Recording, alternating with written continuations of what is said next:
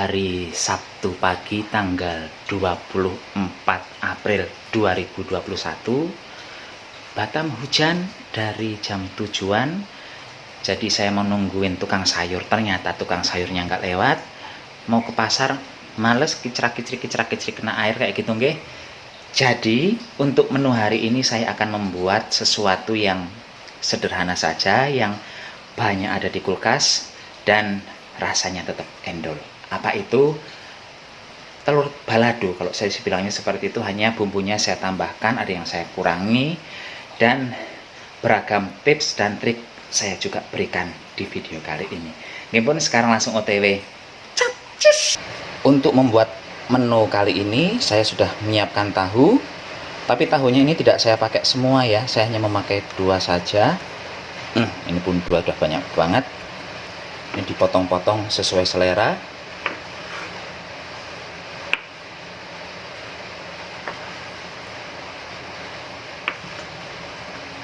Sekarang ini akan saya goreng.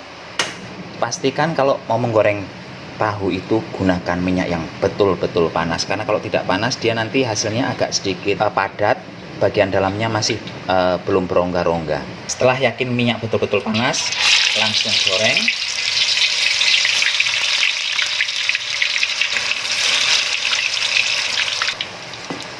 Sambil menunggu tahunya matang, saya juga akan merebus telur. Ini pastikan seluruh permukaan telur terendam dalam air. Udah, kita tunggu hingga dua-duanya masak. Sambil menunggu tahu serta telurnya matang, sekarang saya akan menyiapkan bumbu-bumbu yang diperlukan. Pertama ada kemiri. Ini kemirinya akan saya blender. Kemudian bawang merah saya menggunakan banyak, sekitar 9 siung, tapi ukuran kecil-kecil nggih, bawang merah Jawa. Bawang putih 2 siung, 1 besar 1 kecil. Kemudian ada lengkuas. Ini lengkuasnya kalau tidak suka di blender nggih, diiris-iris saja. Berhubung saya sudah membeli cabai giling di pasar, jadi saya tidak menambahkan cabai di sini. Tapi kalau Bapak Ibu di rumah tidak ada cabai giling, masukkan juga cabai merah besar agak banyak. Terus kalau suka pedas, tambahkan sedikit cabai rawit, tergantung tingkat kepedesan yang diinginkan nggih. Ini saya tambah air saja dulu.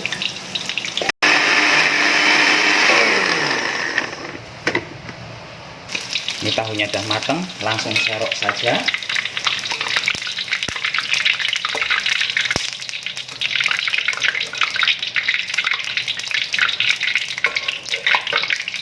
Setelah tahu diangkat dari penggorengan, langsung saja dimasukkan ke dalam air seperti ini. Sebenarnya tidak dimasukkan nggak apa-apa, hanya saja teksturnya nanti akan keras. Tapi kalau direndam dengan air seperti ini, nanti bagian dalamnya akan lembut banget. Dan kalau bisa sih merendamnya sekitar beberapa jam kayak gitu nggih, 10 jaman atau 12 jam, goreng sore untuk dimasak pagi. Tapi kalau nggak ada waktu nggih, setengah jaman aja udah cukup sambil menyiapkan bahan-bahan yang lain. Setelah sekitar 8 menitan dihitung dari air mendidih, sekarang kompor saya matikan.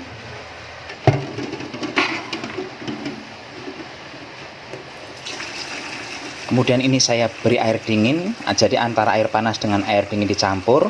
Tujuannya untuk membantu proses memasak juga seperti ini, tapi bagian dalamnya kuningnya nanti akan seperti lembab-lembab begitu, tidak yang kering kerontang ibaratnya. Dan ini setelah dikupas hasilnya seperti ini. Bagian kuning telurnya ini belum terlalu matang, udah padat, tapi masih ada basah-basahnya seperti itu. Itu kalau kita merebusnya selama 8 menit. Kalau Bapak Ibu betul-betul ingin yang matang sempurna, rebuslah antara 13 hingga 15 menit. Kalau untuk membuat telur yang untuk sarapan pagi kayak gitu nih, kayak di hotel-hotel itu biasanya cuma direbus sekitar 2 menitan. Itu jadi bagian putihnya juga masih sedikit encer, tapi sudah enak banget kalau untuk sarapan. Dan kalau menginginkan yang model putihnya sudah matang namun kuningnya masih betul-betul encer, itu rebuslah sekitar 5 menitan. Itu kalau gaya saya seperti itu. Jadi 2 menit, 5 menit, 8 menit, dan yang terakhir antara 13 hingga 15 menit. Sebelum digoreng, supaya tidak muncrat-muncrat minyaknya, tidak meledos-meledos, ini saya tusuk-tusuk dulu dengan garpu. Ini tips saya selama ini. Kalau goreng telur ya begini nih. Telur mau di sayur nggih, diginikan. Tujuannya biar nggak jeblok-jeblok. Kadang trik-trik begini yang tidak kita dapatkan di buku-buku, di TV-TV itu ya. Jadi memang harus belajar dari mulut ke mulut untuk mendengarkan cara-cara seperti ini. OTW ke kompor lagi. Saya menggoreng menggunakan minyak yang sama untuk menggoreng tahu tadi. Ini telurnya kalau tidak digoreng, cabenya nanti susah nempel di telur, pisah-pisah kayak gitu. Tapi kalau sudah digoreng nanti dia akan gampang saja nempel di telurnya.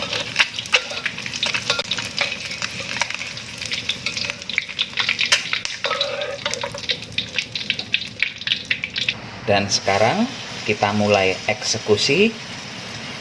Ini saya masukkan dulu bumbu yang di blender tadi nggih, dan ini belum saya beri minyak karena saya tadi memblendernya menggunakan air. Jadi airnya akan saya keringkan dulu, setelah itu baru saya beri minyak goreng.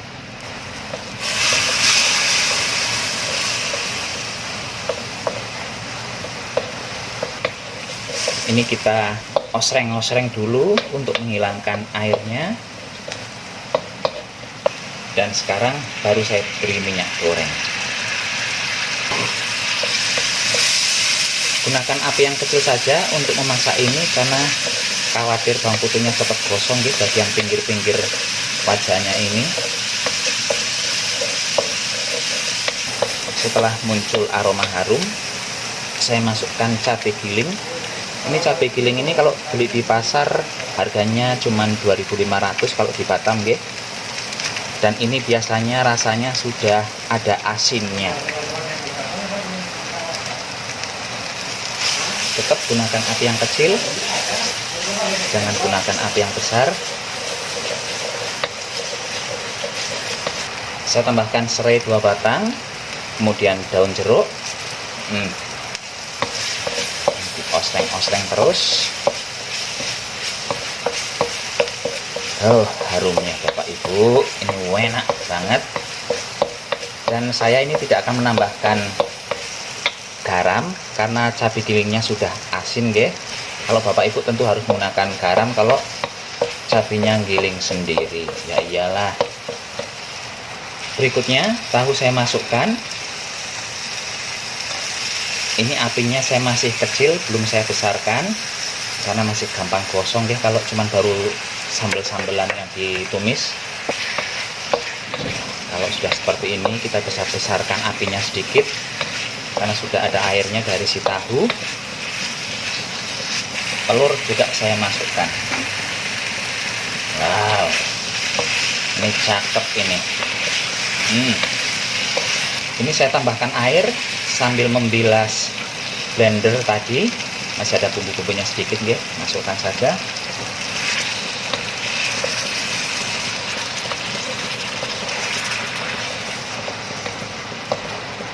Cantik banget Bapak Ibu warnanya ya.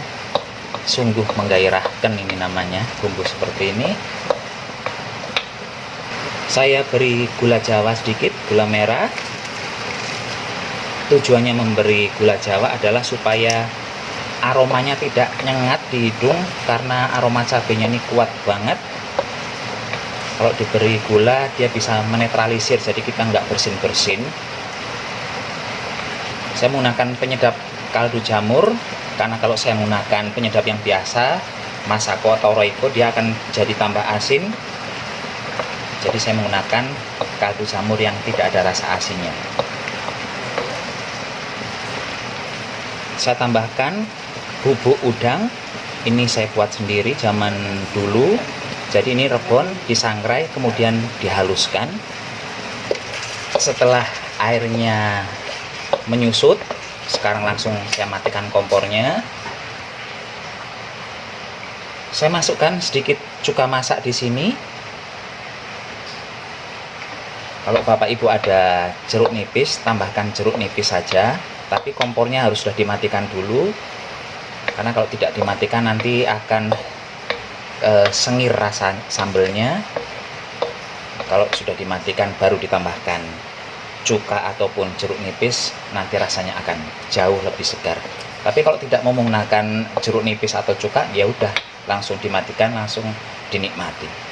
Sesuai selera saja Bapak Ibu. Ini dia hasil airnya Bapak Ibu, silahkan dicoba.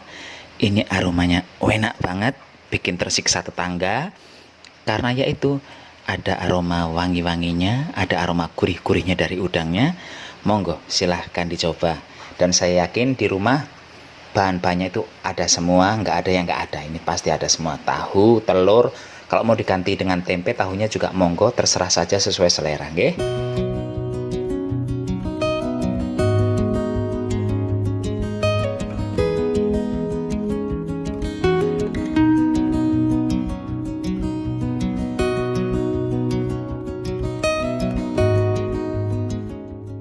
Demikian saja Bapak Ibu acara masak-memasak kita hari ini. Semoga video Santo Sapi hari ini tetap bisa memberikan inspirasi, nggih. Tidak harus sama persis dengan apa yang saya buat, mungkin telurnya bisa diganti dengan tempe juga nggak ada masalah, ataupun ini cuma dimasak tahu terus diberi sambal juga oke, atau ada telurnya mau diganti ayam juga bisa. Terserah apa saja bahan bisa dimasukkan. Kalau masakan santo kan intinya seperti itu. Sampai jumpa di video berikutnya, tetap jaga kesehatan, gunakan masker kalau keluar rumah. Bye-bye. Take me where you go when the sun goes down.